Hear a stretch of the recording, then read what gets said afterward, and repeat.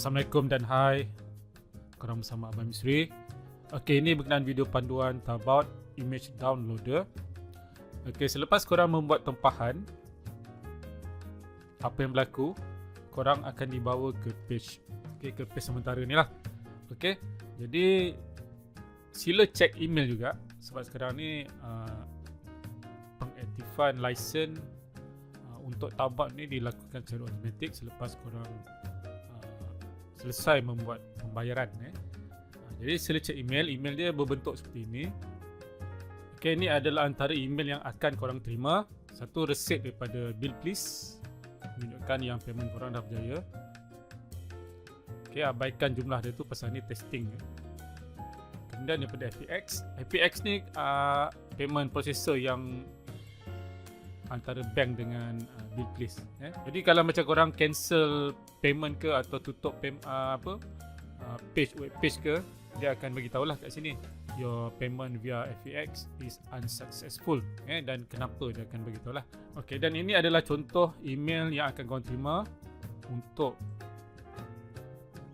untuk daftar license TaoBot image downloader. Okey, ini adalah untuk login ke members. So kalau korang klik sini, korang dibawa ke laman members dan korang hanya perlu masukkan alamat email dan juga kata laluan yang diberikan lah. Okay, jadi masukkan alamat email dan juga password. Ini contohnya. So klik pada bahagian download. Korang boleh download software berkenaan dan juga license untuk rujukan.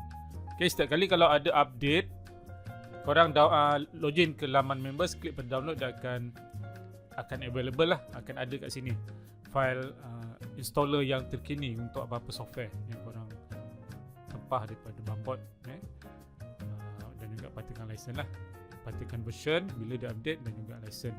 Okey, korang boleh download contoh Okey, contoh download sini dan save, biarkan dia download. Okey, sekarang ni download dah selesai, jadi boleh klik show in folder. Okey, ni contoh, jadi korang hanya perlu extract saja dan setup. Okey, kalau keluar macam ni ke apa, run anyway. Okey, klik next. Ni kalau korang nak tukar lokasi, klik pada change, boleh tukar di mana-mana. Okey, next dan boleh launch. Klik finish. So sekarang ni version 1.36. Lepas sekali bila korang run TaoBot image downloader ni, dia akan beli license dan juga membuat updates. Check updates.